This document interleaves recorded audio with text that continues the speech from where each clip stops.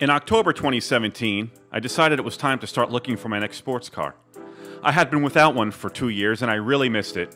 My last sports car, a 2011 Corvette Grand Sport. Unfortunately, I had to sell it for reasons not worth going into, but I wanted to find another one. Corvettes are very common here in Florida and easy to find in good condition with low miles, so I began my search. I started looking on cars.com and somewhere in the search results there was a link to a car on Carvana.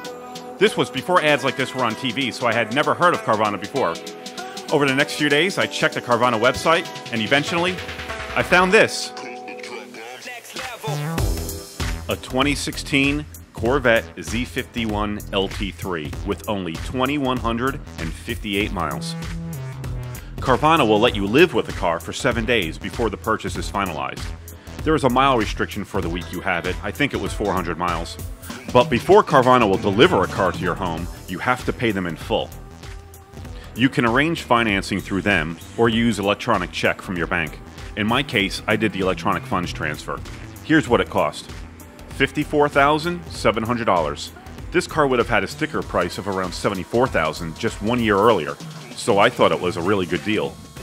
Add sales tax and a title fee, and it comes to $58,016. Since there was no loan involved, that was the amount I sent direct from my bank, so there was no balance due at delivery. Upon delivery, they let you inspect and test drive the car before you agree to start your 7-day trial. If you don't like what you see, they will load the car back on the truck and take it back. You are under no obligation to keep the car for the trial period. Carvana supplied a Carfax and showed 2 owners, which did raise an eyebrow since the car had such low miles. But the car was still under manufacturer warranty, and Carvana also gives you their own warranty shown here, which is good if your car is past the original manufacturer warranty period. With this car having so few miles, I wasn't expecting any issues that would require repair.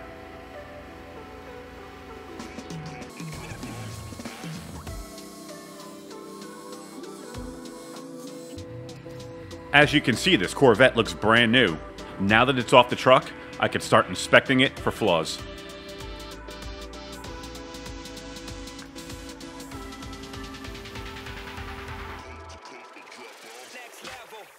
The front of the car looked great, no complaints there. The back of the car looked great too. I couldn't find anything wrong with the wheels either, no curb rash or scrapes. The interior was really clean.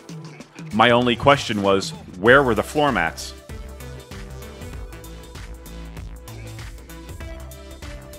The seats looked amazing, and these are the competition seats, which are a $2,000 option. They felt great, they looked great, and I was really happy. The inside door frame looked brand new. I couldn't find a mark on it. And the seat controls look like no one ever used them before. Well, on the surface, everything looks okay. Well, almost. I found this flaking paint near the rear spoiler. Looks pretty bad. I also found a large paint chip on one side of the target top. Neither of these things were pointed out on the Carvana website where they detail any paint imperfections or minor body damage. Aside from the issues with the paint, I took a short test drive and decided to accept the car for the 7-day trial. Shortly after, I found out that one of the key fobs wasn't working, even after replacing the battery. I didn't think much of it, it probably just needed to be reprogrammed, and I could have that done under warranty. So let's recap what we know so far. Number 1, the floor mats are missing. Number 2, the paint is flaking on the rear spoiler and there's a chip in the target top. Sorry, I don't have a picture of that. Number 3, one of the key fobs is not working. I called a local body shop to see what it would cost to fix the chip in the target top and ask how the paint would flake off the spoiler.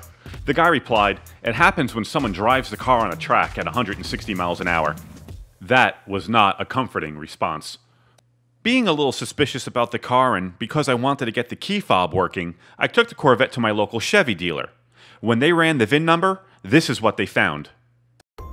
The car has been flagged by GM and had warranty blocks on the brakes, suspension, steering system, and the powertrain. No dealership is allowed to do warranty repair on this car.